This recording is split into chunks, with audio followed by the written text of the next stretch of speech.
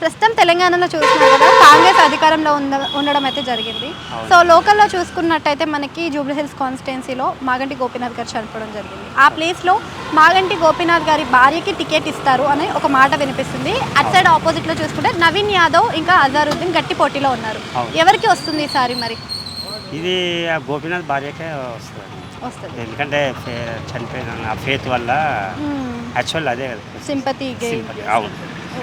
So అది చూసుకున్నా కానీ లోకల్ అధికారంలో అయితే కాంగ్రెస్ ఉంది కదా. అవును అవును అధికారంలో ఉన్నంత అంటే మరి ఇప్పుడు కంటిన్యూగా అదే ప్రాసెస్లో వస్తుంది కదా, చనిపోయిన వాళ్ళకే దాన్ని వేయాలి, గెలిపియాలని అధికారంలో ఉంది. ఓకే, దాన్ని ఒప్పుకోవచ్చు. అంటే మీ ఉద్దేశం ఏమనుకుంటున్నారు? లోకల్ బాడీ ఎలక్షన్స్కైనా బై ఎలక్షన్స్కైనా సరే కాంగ్రెస్ వస్తే బాగుంటుందా లేదా బీఆర్ఎస్ వస్తే బాగుంటుందని? అంటే ఇప్పుడు ఈ ఒక ఎలక్షన్లో ఎవరు వచ్చినా పెద్ద నథింగ్ డూ అయ్యేది ఏం లేదు. బట్ కాదంటే సింపతి పర్పస్ గురించి వాళ్ళ మిస్సెస్ గెలిచినా బాగుంటుంది. ఓకే, అంటే కాంగ్రెస్కి బీఆర్ఎస్కి డిఫరెన్స్ అంటే ఏం చెప్తారు అసలు మీరు? కాంగ్రెస్కు బీఆర్ఎస్కు డిఫరెంట్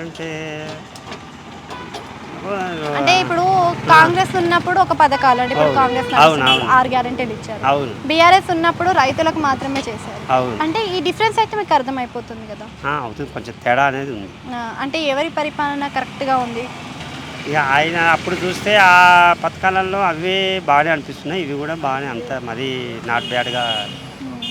అంటే ఇప్పుడు చేస్తున్న పరిపాలన సఫలంగా సాగుతుందంటారా? బాగానే సాగుతుందండి, బాగుంది. ఓకే, మళ్ళీ మరి అంత నాట్ బ్యాడ్గా అంత చెడ్డగా అయితే ఏం లేదు.